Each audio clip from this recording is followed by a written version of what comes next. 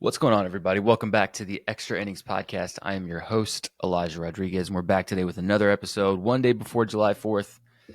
Fair disclosure, I don't think we'll do an episode tomorrow just because it's a holiday, so I'll probably be, sleeping in a little bit and hanging out with some friends and stuff during the day. So probably no episode tomorrow, fair disclosure. We'll probably still have some videos, but just probably not an episode tomorrow.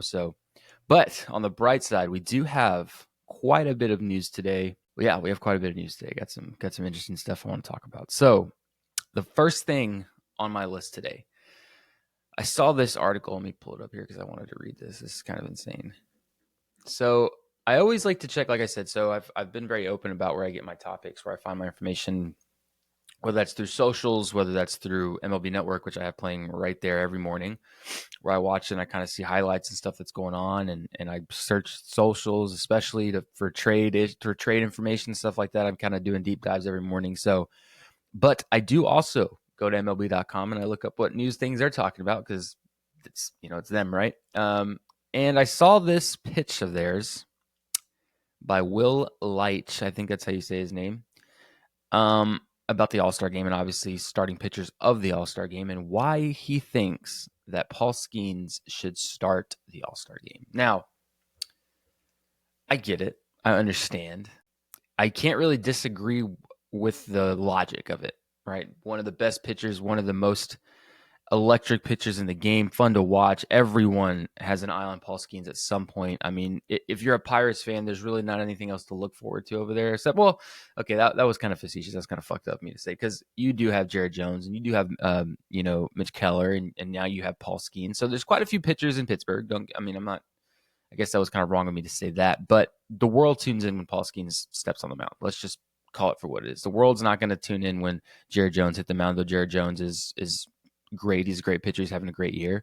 But there's just something about Paul Skenes that gets people excited when he hits the mound. Like, honestly, he's fun to watch. I mean, he averages almost 100 miles an hour on his fastball. He kind of created this splinker thing that he's been throwing that's disgusting. It's hard to replicate for other pitchers. So, yeah, I get the hype behind him. Obviously, everyone does. Drafted last year, called up already, has solidified himself in Major League Baseball. Insane. So, this guy Will here thinks that Paul Skenes should be the starter in the All-Star game. I don't know. I haven't seen his name anywhere on voting, so I'm not even sure if that's possible. But in 9 starts, he's 4-0, 2.06 ERA, and a 34% strike range. So he says he deserves it. This is the first point. He also says it'll be the grandest exposure for him. I don't know how much more exposure he needs. The whole league is on about him. I don't think he needs more exposure. I don't think that's the reason. It will get people excited. I'm already excited about the All-Star game. I don't think I need Paul Skenes' girlfriend, Olivia Dunn, to be at the game for me to be excited. I just listen. This is what upsets me. This is what I talked about this when I was on my interview with Die Pro yesterday, and a lot of these things, like, it's all about not baseball. Like, why are we bringing up Olivia Dunn in an article about Paul Skenes? Like, I get it, power couple, whatever. They're all over the internet. But what the fuck does Olivia Dunn have to do with Paul Skenes starting the All-Star game because he has off-field interests from people? No. The other 2 points, I guess, were valid. That one, you lost me all the way. And he loves the biggest of stages. Who wouldn't? Duh. He is Paul Skenes. He has been put on the forefront of every media piece of baseball this year when he made his debut. It's obvious that he will play on big stages. He doesn't shy away from it, and that's a commendable trait, and that's it's awesome. Not anything new. Not anything new there. Imagine who he might face. Now, this is the other one. So he had 2 good points earlier. Those last 2 were trash. Olivia Dunn and outfield interests, and then loving of big stages. Yeah, it's very obvious he loves the big stage. Imagine who he might face. Yes, this is something that I am excited that would make more sense to me is who he's going to be facing in the All-Star game would actually get me pumped. Like, who's he going to face? Aaron Judge, Juan Soto, Gunnar Henderson, Altuve. Like, he's going to face the best of the absolute best in baseball, which I think he still has yet to see. In my opinion, I think that he's seen some talent. He pitched against quite a few guys and quite a few good players, but not to the extent where he's going to see everyone, right? Like, this is everybody, right? And who wouldn't want to see these showdowns? I mean, the best, rookie pitcher of the year so far versus, some of the game's best and who has been established in baseball. So do I think that Skenes is going to start the All-Star game? I don't know. I don't know if that's even this when it comes to the nitty gritty of like the All-Star game, like rookie season stuff is weird. Like I don't even think this is technically, I mean, it might be like, I don't know how all that works because I thought Evan Carter's year would have been last year, but his is his rookie of the year because it's his first full year. So I'm wondering if that still is this case for Skenes. Is this technically not his rookie year? All that's weird. Is he eligible for the All-Star game though? He wasn't in the big leagues for 2 months. Like, I don't know how this all works. So we will see. This could just be, guy just talking about an interesting topic about Paul Skenes. So I don't know, but it would be cool to see him face some of these guys. But the next thing that I did want to talk about is Tim Anderson. If y'all don't know Tim Anderson, everyone knows TA7, right? Was big in baseball with the White Sox for a while. That's kind of where he got his start. And for most of like 2022, 2023, he was a powerhouse guy. 2021, really 2022 was huge. He was an AL batting champ at one point, and he was actually DFA'd yesterday. Yeah, Anderson struggled offensively through 65-game stint in Miami. He got traded over the offseason, so he's been playing in Miami. He batted 214 and 234 with only 3 extra base hits. So Skip Schumacher goes, it's not an easy day. It's never an easy day when you have to DFA one of your everyday players. Tim was awesome in the clubhouse. I didn't know him before this year, and he was one of the harder workers I've ever seen. He just didn't have it.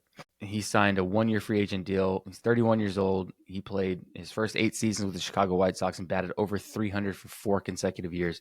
In 2019, he hit 335 and won the AL batting title. So, yeah, he was a guy for a while, and everyone kind of knew Tim Anderson. He was a stud, great player, great defender. And then, in all honesty, I hate to feed into memes. I really hate to feed into memes.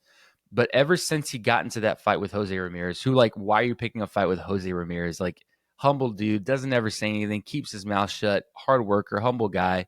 You pick a fight with Jose Ramirez of the Guardians, and he sleeps your ass, and you're just never the same. Yeah, bro, I don't know. The conspiracies are real. I think maybe something happened when he got his ass beat. Maybe there was a confidence thing. I don't know. I find it hard to believe that no one's going to pick him up. He got DFA'd. He's in the minors. I don't know. I hope somebody picks him up because I think he's still a good ball player. I think that there's still some in him, and I think that maybe he could figure something out. But you can't help but think, like, ever since that happened, he was known to be a little bit arrogant. I'm not going to sugarcoat that. He's very much an arrogant ball player. Has that thing to him, I guess. I don't know how to describe it other than he's got a little bit of a tude. But that doesn't always work out when you're not playing like you've been playing. When you're not batting over 300, sometimes, I don't know. But now that I'm thinking about it, injuries and a drop-off in production, I'm looking at his stats here. His final season in Chicago was a little bit rough. Wasn't the greatest, which is why they declined his $14 million club option. They said, nope, we're out, we're good. Hey, thank you for everything, but we're good. And I think that kind of fed into this whole thing in Miami. I think it kind of just bled, kind of kept going in there. And I think that's where this whole thing is. But interesting to see what's going to happen with Tim Anderson, So, but can't ignore that, he got slept and then all of a sudden nowhere to be found. Interesting enough. Now, next point of conversation I've only got a couple today, but juicy, I think. These are kind of crazy. Small one. Johnny Cueto has opted out of his deal with the Rangers. Johnny Cueto has been a legend. He's been the originator. Everyone's talking about Nestor. I think Johnny Cueto paved the way for Nestor to do some of these things that he's been doing. 2-time All-Star, obviously pitched all around the league with the White Sox, the Reds. He's pitched all of everywhere. He's part of Kansas City's run in 2015. He's pitched all over the place in San Francisco. I mean, I can go all day. I just as I'm sitting here talking about Johnny Cueto, he's just popping up in different uniforms in my mind. But he had signed. I remember hearing about it. He kind of went dormant for a while. One of those guys that they're on their way out of the league. They're getting older. Johnny Cueto is well out of his prime. That's no secret, right? But I saw at the beginning of this year that he had signed a minor league contract with the Rangers. But was released on Tuesday, which is unfortunate. Which he opted. Either he was released or opted out. The title says released. I mean, so the title says opted out, but then it says he was released. Which I guess if you're going to opt out, they have to release you. I'm assuming is what that means. I'm not quite sure what the whose decision it was to do that. Yeah, he was on the Marlins last year. He was 1-4 with a 6.02 ERA in 10 starts and 3 relief appearances. So not good. He's 38 years old. But this year in Round Rock, 2-1 with a 5.71 ERA in AAA. And he just won on Sunday when he allowed 3 runs over 6 innings of El Paso, 34 strikeouts, 8 walks, and 41 innings since agreeing to that deal on the 24th. I just think that at this point, 44, 111 with a 350 career ERA in 368 games, 363 starts in 16 big league seasons with Cincinnati, Kansas City, the Giants, the White Sox, and the Marlins. He was a Cy Young Award winner. Cy Young runner-up to Clayton Kershaw of the Dodgers in 14. Like I said, almost 10 years ago. So, he's been in the league for a long time. So, he's well out of his prime. Obviously, obviously, if you haven't heard Johnny Cueto, you can go look him up. Dude was a stud back in the day. But yeah, I'm thinking this might be the end of the road for Johnny Cueto, unfortunately, and that's making me feel really fucking old. Damn, that's sad to see. Sad to see that Johnny Cueto might be calling it a career. I just don't see that there's much else to do. You're going to opt out of a minor league deal. You haven't been pulled up. The Rangers have a great pitching staff in Eovaldi, Gray, Lorenzen.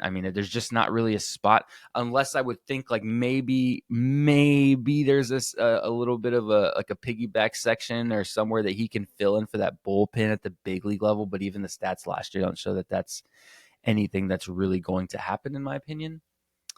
I think that this might be it for Johnny Cueto. So hell of a career, though, man. Hell of a career. Next thing that I've got here, my handy phone here. Montgomery goes to the IL again. So between Blake Snell and Jordan Montgomery, this has been the biggest disappointment I think we've seen. And I think that this all goes back to the same thing we've heard from Blake Snell multiple times now. Without a spring training, without a true ramp-up period, you're pretty much on track to get hurt and not be ready to take on the brunt of what this season is going to do. 162 games, traveling. I say this all the time, and I was talking to my girlfriend about this the other day. These guys are basically I hate to. I'm a huge fan of music, and I'm well versed in it, and I like to talk about it. And going on tour for a musician for 6 to 8 months is tough on your body, and that's just performing music. That's just playing music. That's not even anything. It's a physical thing. Don't only underestimate. But these guys are basically on tour full year, every year from February. And if you're really good, you can be out till October. And they're traveling and they're all over the place and they're performing and they're playing and they're really taxing their bodies. So it makes sense that in order to sustain, to be able to last that entire year, you've got to really be in shape. And that's why a lot of guys are injury prone, because their bodies aren't primed to handle that kind of strain. So I get it. And I've people are shitting on Blake Snell that, he's having some sort of tizzy right now with the Giants. He's saying he's not ready to play. He needs more time to ramp up and get ready. Giants are like, hey, buddy, we paid big money for you. It's time for you to get your ass on the mound. We want to win. And there's a lot of stuff going on over there. That's a whole other conversation. But now we have Jordan Montgomery, who's got a knee issue, knee inflammation, who has been sent to the DL and has really been dismal this year, considering how crucial and how awesome he was in the postseason last year in the World Series for the Rangers. That was a big deal. So he's on the 15-day. They reinstated Gabriel Moreno, who moves up. Alec Thomas was also reinstated. So obviously, as they move him down, things have to move around. Actually, so it's retroactive to Saturday.